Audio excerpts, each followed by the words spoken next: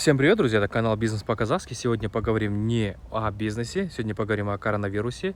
Мы все знаем, что в нашей стране выявляются новые очаги заболевания, что вирус мгновенно распространяется. Не поддавайтесь панике, просто делайте свою работу, и для предотвращения делайте профилактику, поставьте себе дозаторы какие-нибудь. Есть дешевая водка, там, да, даже если спирта нет, вы можете туда налить. Тот человек, который заходит к вам в магазин, вы в первую очередь можете попросить, чтобы он там обработал свои руки, и уже дальше контактировать с этим человеком, то есть дальше продавать ему что-то, либо, то есть заниматься своим делом. Вообще хотел бы сказать, что помимо самое главное в жизни, это может быть для кого-то бизнес, но есть такие моменты, как здоровье человека, жизнь человека. Вообще можете правильно себе задавать вопросы, зачем я занимаюсь бизнесом, конечная цель.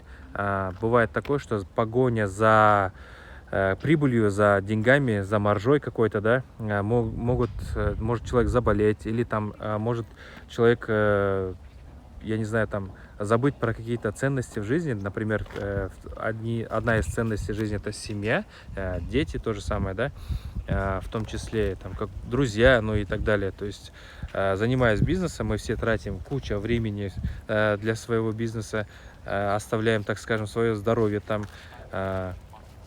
Хочу вам правильно сказать, что правильно преподнести: я ничем не болею, слава Аллаху, все хорошо. Помимо этого хочу вам сказать, что вы должны задавать себе правильные вопросы.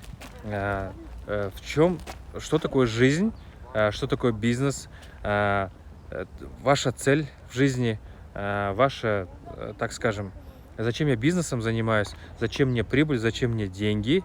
Помимо этого, что является ценностью в жизни, конечная цель, результаты какие-то, что вы можете внести свой вклад в развитие либо в общество, либо, я не знаю, там, хоть для своих близких, родственников, ну и так далее. Не думайте, что я много философствую. Я, наоборот, занимаюсь сейчас тем, что занимаюсь саморазвитием, занимаюсь правильным питанием. То есть начал правильно питаться, много ходить, думать, и помимо этого смотреть на свой бизнес со стороны, на себя смотреть со стороны. Это очень хорошо, я так думаю, и очень правильно.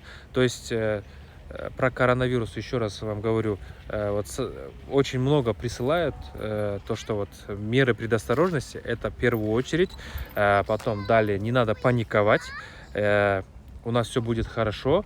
Я надеюсь, что мы все прорвемся, через все это пройдем, и все у нас будет хорошо. Всем спасибо, всем пока.